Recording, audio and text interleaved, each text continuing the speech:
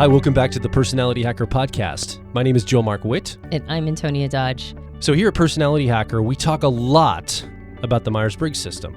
And we dabble every once in a while in the Enneagram system. It's a different personality system. And one of our favorite go-to Enneagram type professionals, studying it for over 3 decades now, is Dr. Beatrice Chestnut. At our most recent live Proflyer training event, we invited Dr. Beatrice Chestnut to come speak on our main stage. And what was delightful about the talk she presented was that she broke down the Enneagram subtypes into their basic components. She talked about the fixation, the Enneagram fixation being associated with the head, the passion, the Enneagram passion for each of the types being associated with the heart, and the instincts, which are best known by understanding subtypes being associated with the gut. It was a really informative talk. And as Joel and I were listening to it back, we realized it was such great content and it broke down some basics of the Enneagram so well that we wanted to present it to our bigger audience, those that listen to the podcast, you. So we're going to take that talk that she presented and break it into a 2-part series. And in the first series, she talks a little bit about those Enneagram basics and then really focuses in on the instincts. What are the 3 Enneagram instincts of self-preservation, one-to-one, and social instincts? And then she also talks a little bit about what it looks like when they're not just the dominant instincts we use, but also when they're repressed. In this first part, we will really hear her dive deep into that. So we hope you really appreciate and enjoy this 2-part series that Dr. Beatrice Chestnut discusses about Enneagram basics, particularly if you are somebody who has been interested in the Enneagram system and knows a little bit about your type, but wants to understand these elements of it with a little bit more depth. They're basics, but she never just sticks with surface level. She always goes real deep. So we hope that you enjoy this 2-part series on the fixation, the passions, and in this first part, particularly the instincts. So without any more setup, let's go to the main stage from our Profiler training event in Los Angeles and hear from Dr. Beatrice Chestnut.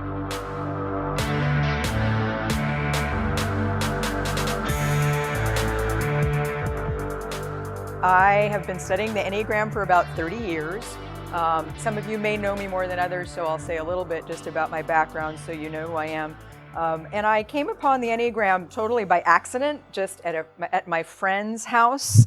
His father happened to be someone who was one of the pioneers in the Enneagram movement in the U.S., David Daniels, and he told me that this was his calling, and he was a psychiatrist at Stanford, so kind of an unusual mix in the late 80s for a psychiatrist at Stanford to be getting really interested in something called the Enneagram.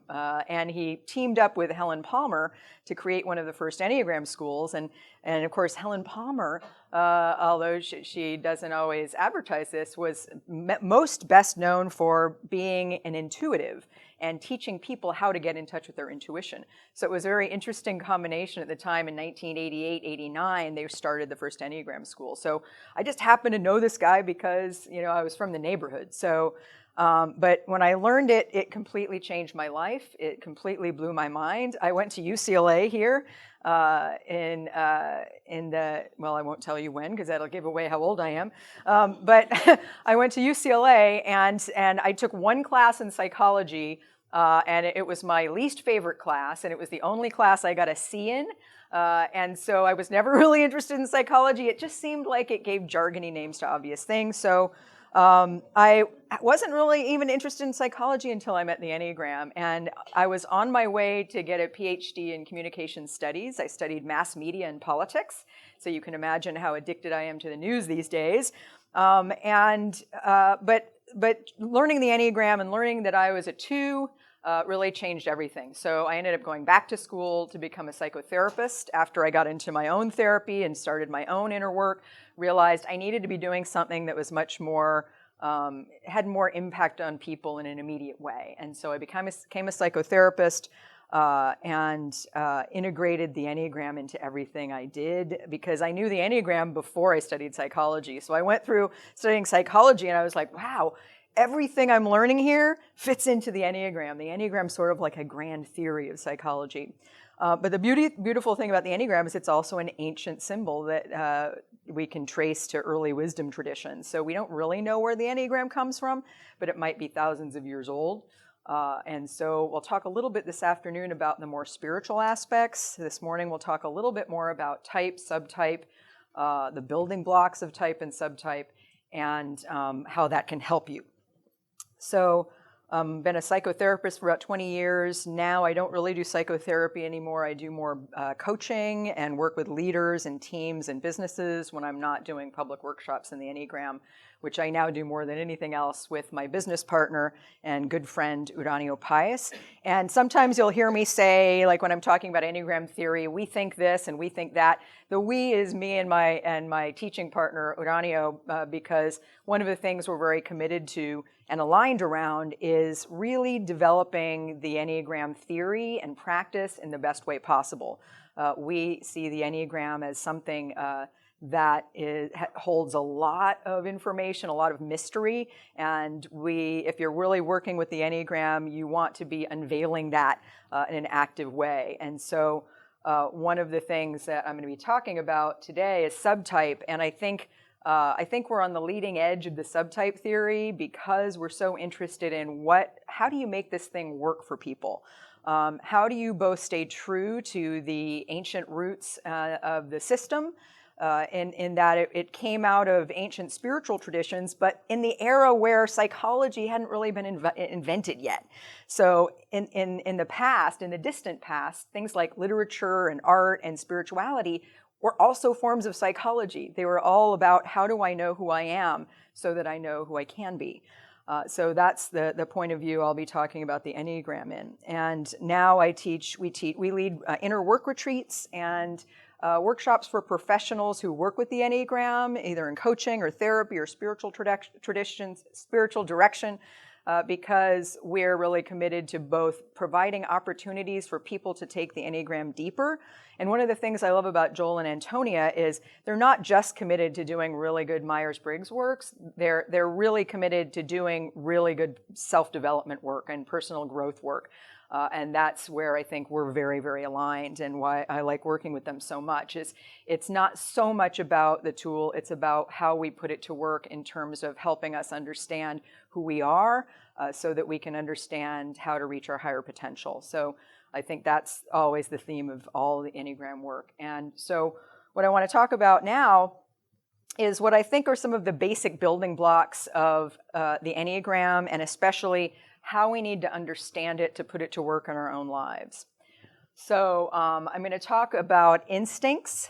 What are the instincts according to the Enneagram model? What are the passions, the emotional passion? And I'm going to talk a little bit about when you put passion and instinct together and when they interact in us, you get the subtypes. Now, some of you may know, of course, that according to the Enneagram, we have 3 centers of intelligence: head, heart, and belly, or body, or gut. And these 3 are all co-equal ways that we take in information from the outside world and process that and make sense of things. Now, the whole goal of doing self-work, one of the goals when you're working with the Enneagram is to balance the work of the centers, to come from all 3 centers. So when we have an Enneagram type, when we identify with a personality type, what we're kind of saying is that one of the aspects of that is we're by definition out of balance. And one aspect of that is that we're coming more from one of these 3 centers than the other 2, right? So I'm a 2, I'm a heart type. I live more from the heart type. I live more from emotion in ways that I see and in ways that I don't see, right? Like one of the things I'll do as a heart type is I might think I'm thinking objectively about something with my head, but really I'm thinking with my feelings. And I have to work really hard sometimes to be more objective and think about things just from a mental point of view, as opposed to coloring everything I think with my emotions, because I live more from my emotions. So one of the aspects of the Enneagram that will sort of be in the background today is that one of the things we want to observe in ourselves is what happens when we come from one of these three centers. One goal is to get more of the other two centers active in us, so that when we do anything we do in our lives, we come from all three centers and not just one. So that's one aspect of this three-centered model. Now, of course, in the West, we tend to think of our center of intelligence of being the head, like we're just coming from the head. But really, and this is one of the things I love about the Enneagram, is the heart is a co-equal center of intelligence. Like emotional intelligence, relating to people through empathy and compassion is just as important as being able to analyze something or think something through. And kinesthetic or instinctive or body intelligence is also just as important as the other two. And of course, body intelligence is more about gut knowing. It's about kinesthetic intelligence. It's about moving into action or not moving into action. And all three of these are important if we're to be fully human. In fact, Gurdjieff, and sometimes I'll refer to Gurdjieff. Gurdjieff was an Armenian mystic who lived at the first half of the 20th century. And he was an amazing person, amazing teacher, kind of a trickster figure. And he taught us a lot about the Enneagram symbol and the power behind the symbol itself. He said, if you know how to read the Enneagram, it makes books and libraries entirely unnecessary. He said it's a symbol of perpetual motion. And he said it's the philosopher's stone of the alchemists. And he had a big teaching around what it means to transform as a human. So sometimes I'll just refer to him because some of the really root ideas about how to transform using the Enneagram as an ancient symbol come from him. So for all of us, our instincts are rooted in our belly. So now I'm not just talking about the people, the types 8, 9, and 1, that are based in the belly center. They overuse that center more than the other two. I'm talking about all of us. So all of us have an animal part of us, and our instincts are our animal part. And it's important to think of this as animal wisdom, right? So this is actually a good thing, but it's connected to our reptilian brain. So the instincts are very fast. Our instinctual reactions are incredibly speedy, so it's really hard to use the method of self-observation when we're talking about instincts. You almost have to observe yourself after the fact. And the instincts come in 3 different groupings according to the Enneagram model. There's an instinct for self-preservation, an instinct for social relating, and an instinct for one-to-one bonding. Sometimes we call it sexual. It's really the sexual instinct. When I'm in certain contexts, like a business context, I call it one-to-one. Sometimes I'll use those terms interchangeably. And I'm teaching all over the world these days, and in some cultures, it's a little bit hard to use the term sexual. So in certain contexts, I'll use one-to-one, but really it's the same thing, the sexual instinct. So I won't talk much about fixations today. That's the mental portion. That's sort of how our personality gets kind of stuck in fixed ideas about the world. But I'll talk more about the instinct and the passions. So starting with the instincts. So all of us have these basic 3 instincts. If you're alive, you have all 3. And this is, it's a good thing in us inherently, right? We're animals. It's important for us to have our instincts helping us get along in the world, help their survival. We're wired for survival. This is a good thing. However, when our instincts get interconnected with our personality, then what happens is our instincts get distorted. That means they get activated when they're not really necessary for our survival, right? Or they don't get activated when we do need them to do something for us. So these 3 instincts, we have all 3. They're very quick. And if we were really, really healthy, and let's say we all did all our inner work and 10 years from now we're enlightened, what happens is that our instincts are they flow as needed. Right? So that means, if I'm getting chased by a lion, my self-preservation instinct comes up because my life is legitimately under threat.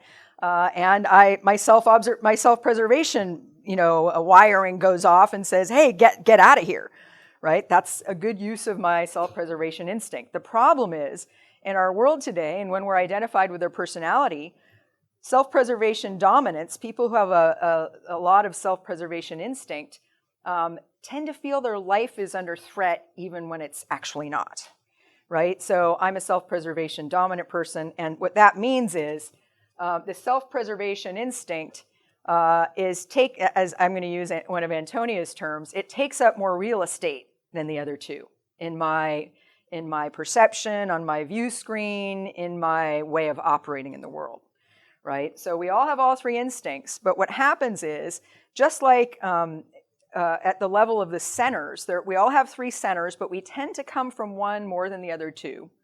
And then there are 9 types. So within that center, like I'm in the heart center, within the heart center, there are 3 types that come more from the heart center, 2, 3, and 4. And then 5, 6, and 7 come from the head center, live more from the head center. 8, 9, and 1 live more from the body center.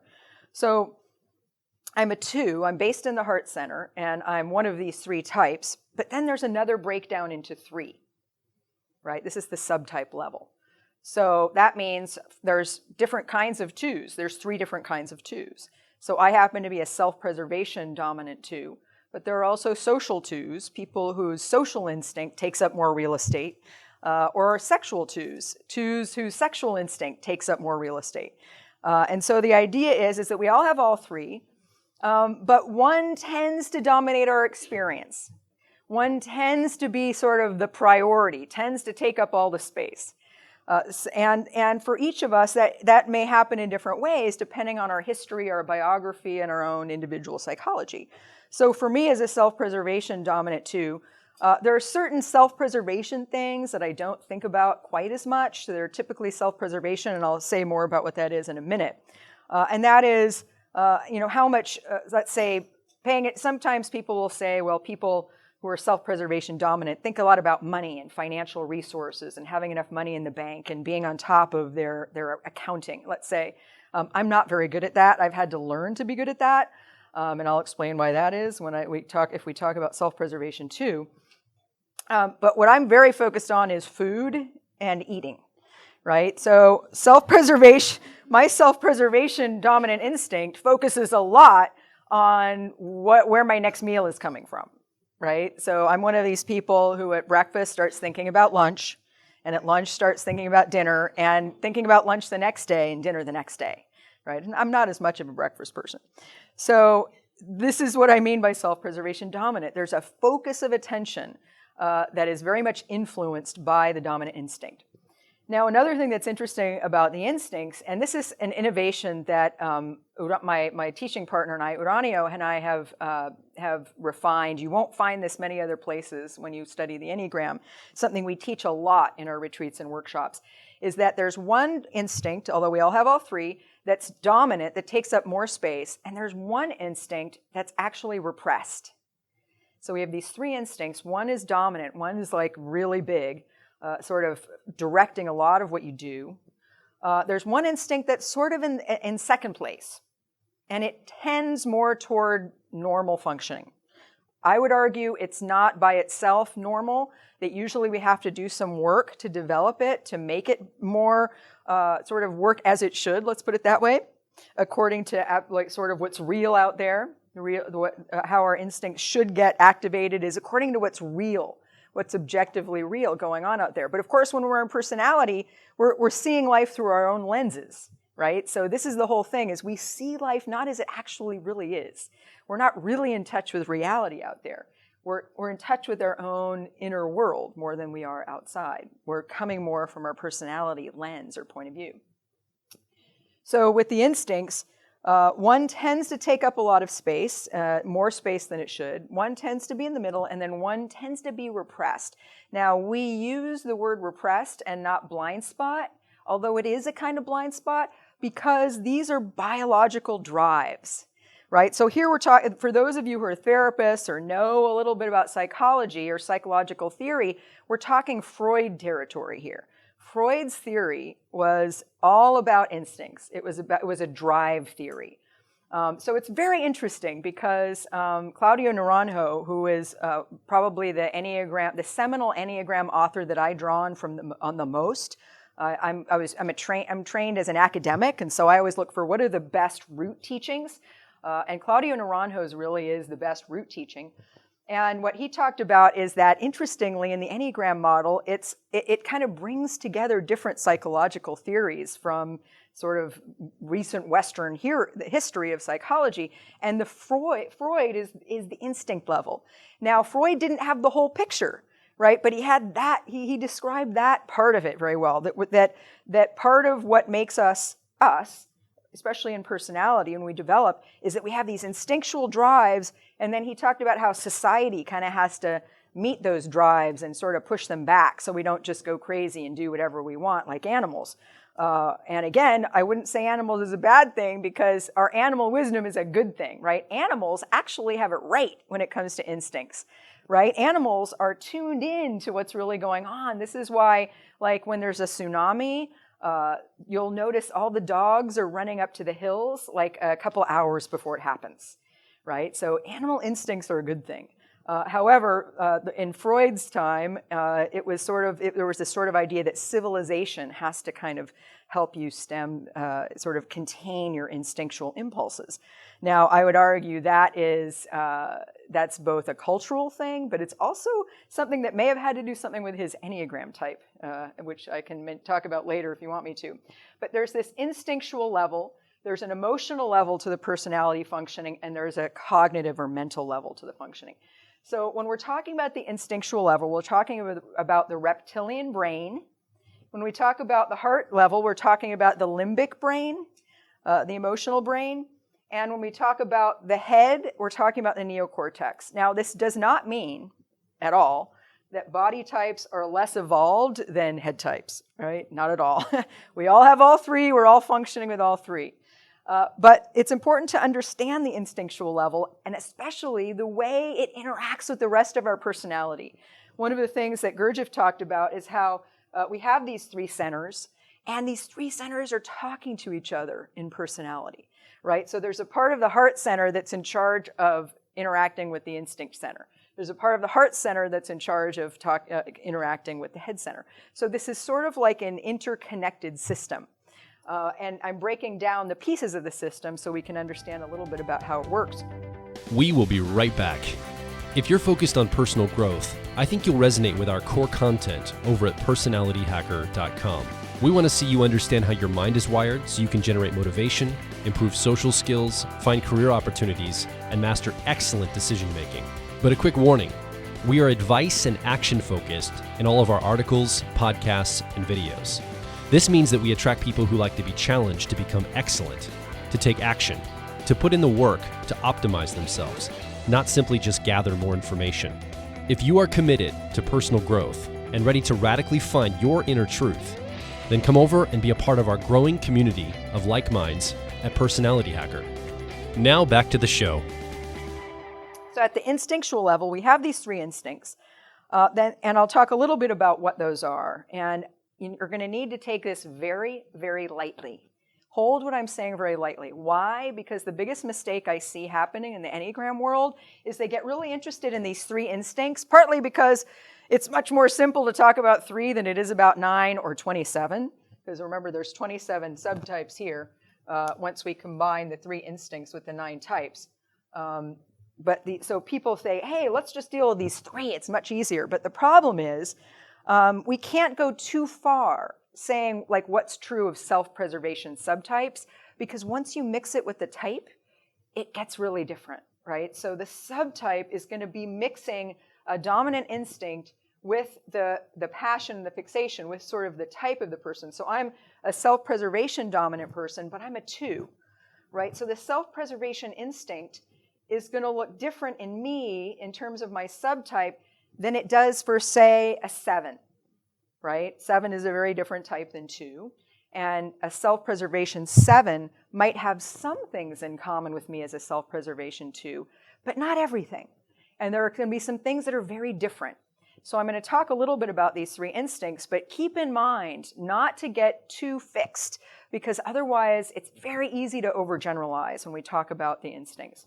But generally speaking, self-preservation dominant people and the self-preservation instinct generally is about survival. Like, am I okay? Right? It's very much a little more of a self-oriented thing.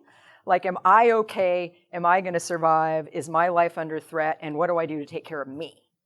Right? So it can be people who, it tends to show up as concern with, do I have enough resources? And that could be food, shelter, money, financial stability. Do I have enough comfort and structure and safety in the world? So it can be, for instance, as a self-preservation person, when I talk or present or think about anything, I like outlines. I like structure. I like to know this comes after this comes. I like to plan ahead, right? This drives my business partner crazy because he's a social dominant, but interestingly, he's a 5. Right? So he's a social 5. So you'd think, well, the 5 might be more organized or, might be more worried about structure than a 2, but no. The social instinct is very much, as you see in Joel, more free-flowing, more more comfortable with winging it. Let's just see what the mood of the room is, which I like to do. That's my second instinct. But my self-preservation instinct is a little bit in there saying, that might not be okay. Let's make sure. Let's make sure we have everything thought through so that nothing goes wrong, right? Because self-preservation types tend to be a little more anxious, a little more worried, a little bit more like, what are the threats out there? Now, when I do typing interviews, when someone expresses having some fear or anxiety, I think, okay, could be a 6. We know 6s are sort of the core fear point and their passion is fear. Or it could be a self-preservation dominant person, right? So one of the reasons why it's really important to know the instincts is because when you don't know about the instincts and the subtypes, you make many typing mistakes and typing gets much more difficult because you're just working with 9, which, as you'll see, if you learn the 27 subtypes, it's sort of like a blunt instrument. It doesn't have the fine nuance and detail necessary to really figure out what all the subtypes are and really help someone find their type. And there are also some subtypes that aren't included at all in the description of 9 types. So self-preservation, a little more anxious, a little more worried, a little more kind of focused on comfort, stability. Do I have what I need? Am I going to be okay? What are the risks and threats out there? All of those things. Social instinct, very interesting, very different, okay? And by the way, when we do our inner work retreats and our workshops, we usually show animal videos to communicate what these instincts are all about, because you really have to understand what these are almost on a visceral level. And when we talk about the social instinct, I think sometimes in our era, I think the era of history we're in right now is a little bit more self-preservation oriented, a little bit more every man for himself, every woman for herself. But in other eras of history, like, you did not survive if you didn't have a tribe, right? You didn't survive without the group, right? In fact, there in Game of Thrones that recently there was a great Sansa quoted her father and said he always used to say, it's the lone wolf doesn't survive, it's the wolf in a pack that survives, right? So it's this idea that you survive when you're connected to a group. So we'll show videos of fish swimming in schools and how they actually escape predators by swimming together, and they have a pressure sense on their bodies that shows them, like, how do they do that? They're all swimming in synchrony. Birds that fly together in synchrony. Or even someone who is, and it's funny, I've worked with different social dominant people, like co-teaching. They have this sense of what's going on in the whole group. Also, interestingly, social dominants tend to have, whereas self-preservation dominants have a little bit more issue with fear and anxiety, social dominants have a little bit more issue with pride. And I don't mean pride in the good sense of the word. I mean pride in the Dante's pit of hell pride sense of the word. And by the way, this is the same thing it means as the type 2 passion. So when we talk about passions, the passion of two is also pride. So socials have a little bit of a, and by the way, we talk a lot about the sort of the dark side or the shadow of different dominant instincts. And for the self-preservation, this shadow is a kind of selfishness. Like if it's every person for himself, like I'm going to be a little more worried about me if push comes to shove than about you all, right? And with the social instinct, it's a lot about tuning into others. When in terms of the animals, it's about how to get along with the herd. And so this is an instinct that is very much also about liking to be up in front of people, liking to be there for the group. So oftentimes this is someone who likes to speak in front of people, but who has a bit of a God complex in the shadow. Right? The savior complex, right? And I know a lot of socials. It's like, and we also say that socials are energetically promiscuous. Right? Wrap your head around that term for a minute. I love that. They're energetically, like my business partner is a 5, right? So you expect him to be more introverted, he wants a lot of time alone, which he does. But when we're working with people in a workshop, I'm the one who has to say, stop talking to everyone, we have to go eat, right? No, you can't help everyone. Socials kind of want to save the world. And it's a little bit like that, in both a good way, but also in a way where it can be too much, right? And all of these instinctual focuses can operate in a good way, but also in a way that's too much, especially in context of personality, when it's distorted because it's part of the personality system. Right? So then the sexual instinct, sometimes called one-to-one, is about bonding with another person. It's about fusion. And it's about survival through making this really strong connection with another person. And the survival has to do with if I can really be connected to someone else, then that's going to support my being okay.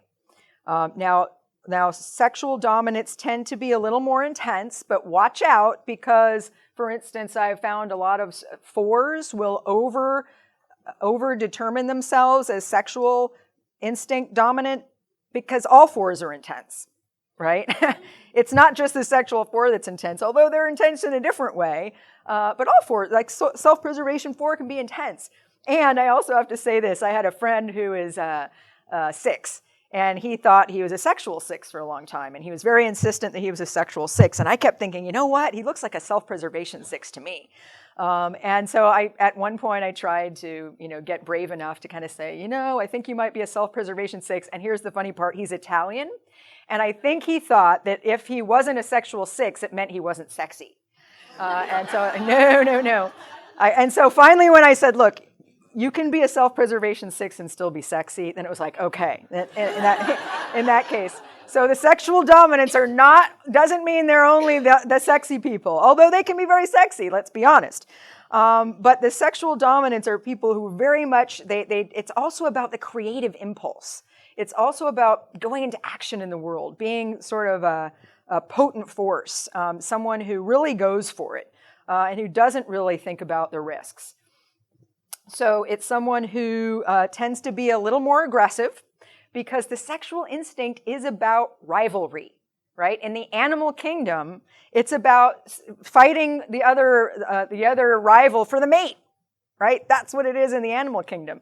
And when we show animal videos, we have a video we show from March of the Penguins where there is it's mating season and there are more females than males, and so the female penguins are all like this, fighting each other, right? And it's because they need to fight out the rival and compete to win the mate, right? So that's at the basis of the sexual instinct. So they can be a little more assertive, a little more aggressive, a little more intense in a certain kind of way, but be careful because I run into a lot of people who say, oh, I'm a sexual because I make intense eye contact and I like to talk one-on-one with people. Well, that's not quite enough because there's a lot of people that make intense eye contact and like I'm a self-preservation too. When I go to a party, because of my self-preservation instinct, I can feel a little overwhelmed and it's, okay, who am I going to talk to? I want to feel comfortable and I might not. I can try to find one person that I know or might like and talk to them kind of intensely because that makes me feel safer. But I'm not a one-to-one. So be a little bit careful. This is what I mean. Be a little bit careful when you're finding your subtype. Now, I think the best way to find your subtype is through the subtype description and not through the instinct. Now, I'm telling you the description of the instincts because I think it's important to know, but be careful when don't make it the last word on what your subtype is based on what you're relating to in terms of the instincts, because I think the instincts can look different depending on what type you are, and it's not always what you think. What else about the sexual instinct? Oh, the shadow of the sexual instinct, because of that assertive, aggressive, fight the rival instinct, can be being more violent. More abusive, it's sort of like more possessive, more jealous, things like that. And so those are the three instincts. So now let's talk a little bit. I'm trying to think if there's anything I've left out about the instincts. The repressed instinct. So the dominant instinct takes up more real estate. The repressed instinct, it's like something you completely give up on. It's not more than a blind spot. And remember, these are biological survival drives. So in order for it not to be up there, not taking up any real estate, you almost have to unconsciously be pushing it out of awareness, which is repression, right? So we call it a repressed instinct because you are, without knowing it, expending energy trying not to deal with that sphere of life. Right? Without knowing it. Now, it's very interesting. We talk a lot about what these self-preservation instincts look like. So someone who is self-preservation repressed, right? This is a very interesting thing. So when we work with people in our retreats and workshops, we talk both about the dominant instinct and how that influences you, but also the repressed instinct. Because people who are self-preservation repressed will put themselves in danger. Again, unconsciously, without realizing it. They don't take care of themselves. Right? And I know a lot about this because my business partner, who I teach with and travel with a lot, is self-preservation repressed. So he's a social 5 and his self-preservation instinct is repressed.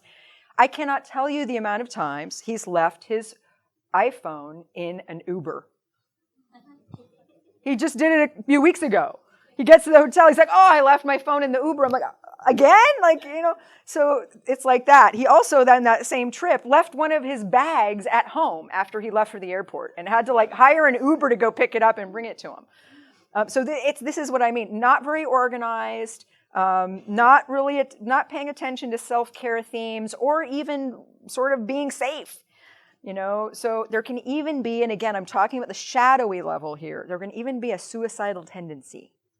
And by that, I don't mean like a conscious tendency. I mean, you're so not paying attention to the natural threats that you might be under being a human that you put yourself in danger almost in a way that's reckless and that you're kind of allowing to happen in a way that really is not good for you. That's self-preservation repressed. Social repressed. Social repressed is... It's an extreme discomfort with being in groups. Now be careful, because being social dominant doesn't always mean you're comfortable in groups, right?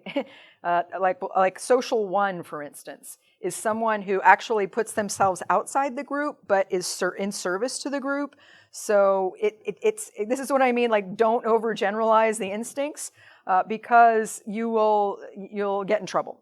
But the social repressed is someone who's uncomfortable in groups, doesn't trust the group, a little bit cynical, sometimes even of social institutions, but someone who feels uncomfortable being in groups, being a part of a group, wanting to be a part of a group, so they can be skeptical, cynical, like I don't really trust sort of the group or group think, all these things.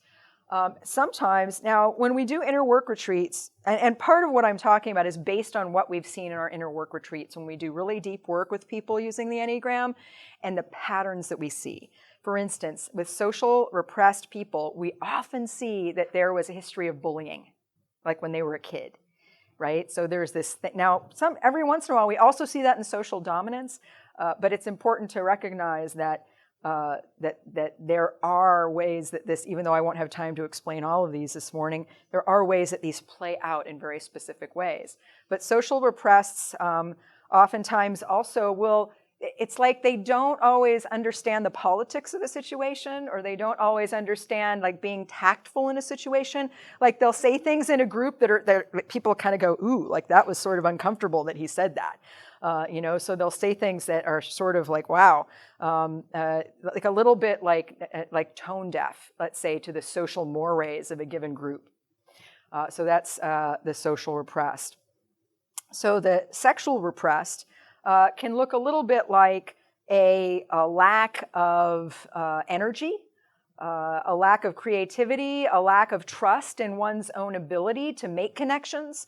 And sometimes they might feel like I'm just not attractive enough. I just don't have what it takes. People aren't attracted to me. People aren't drawn to me. Like a sexual dominant, that doesn't occur to them. They just kind of go for it. And for a sexual repressed, sometimes it's like they give up on really, really having. Like sometimes you even see this in married couples. Like there's someone who is kind of gived up on really working on the sex life.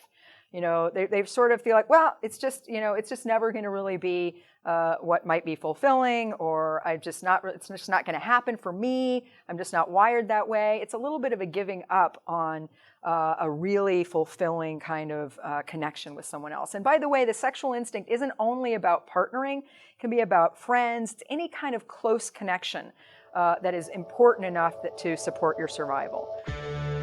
Okay, we're going to leave you hanging here. That was about the midway point, a little bit over the midway point in Dr. Chestnut's talk on the main stage in Los Angeles for our Profiler training event. We want to pause it here because she's going to switch gears and start talking about the passions of the Enneagram system, which is a really fascinating talk, and we wanted to save it so this doesn't get too long for this episode. We're going to save it until the next episode for you to listen in on that. In the meantime, what's been coming up for you? As you've been listening along with Dr. Chestnut's talk, what are you identifying with in some of the Enneagram personality system? We want to invite you to come over to our website, personalityhacker.com. Share your insights, your comments, your questions. Share your story, quite frankly, is what we'd always love to encourage you to do, because it's important to hear from you. You've been here listening in on this talk, but you haven't had a microphone on your side. Well, now's a chance to make your voice heard. If you enjoyed this podcast, you can subscribe to us on iTunes and various Android platforms. If you leave us a rating and review on iTunes, that helps us out a lot. We have a book called Personality Hacker. We invite you to go check it out on Amazon or all major book retailers. And if you leave us a rating and review on Amazon or Goodreads, that also helps us out a lot. My name is Joel Mark Witt. And I'm Antonia Dodge. And we'll talk with you on the next Personality Hacker podcast.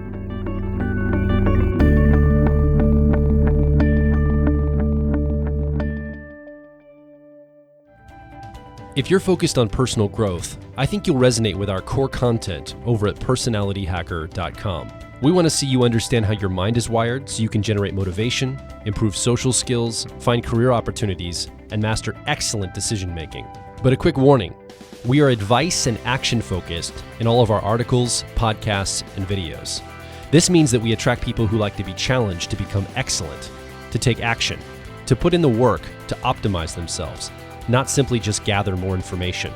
If you are committed to personal growth and ready to radically find your inner truth, then come over and be a part of our growing community of like minds at Personality Hacker.